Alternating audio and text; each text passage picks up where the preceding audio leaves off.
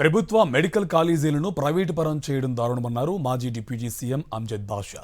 Pulivendula medical కాలేజీకి కేటాయించిన 50 సీట్లను కూడా కూటమి ప్రభుత్వం వెనక్కి ఇచ్చిందన్నారు.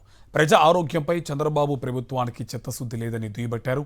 కూటమి అధికారంలోకి వచ్చిన తర్వాత పేద ప్రజలను మోసం చేస్తూనే ఉందని అంజద్ బాషా ఫైర్ అయ్యారు. ఈ ప్రభుత్వానికి చిత్తశుద్ధి ఉంటే, మన ముఖ్యమంత్రి చంద్రబాబు నాయుడు గారికి చిత్తశుద్ధి ఉంటే మరి ఆ 50 సీట్లను మరి కేంద్ర ప్రభుత్వానికి దృష్టికి తీసుకెళ్ళి మరి దాన్ని కూడా 150 సీట్లకు తెచ్చుకునే అధికారం చంద్రబాబు నాయుడు కాడ ఉన్నింది. కానీ మరి అవన్నీ కూడా ఆయన ఆలోచన చేయలే.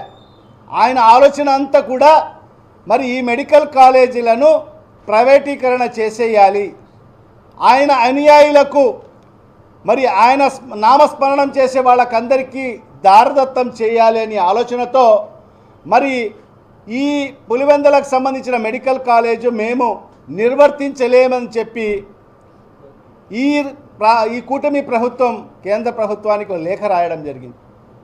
తద్వారా మరి ఆ కాలేజు నిర్మాణం పూర్తి అయిపోయినా కూడా మరి ప్రారంభానికి మోర్చుకోలేదు.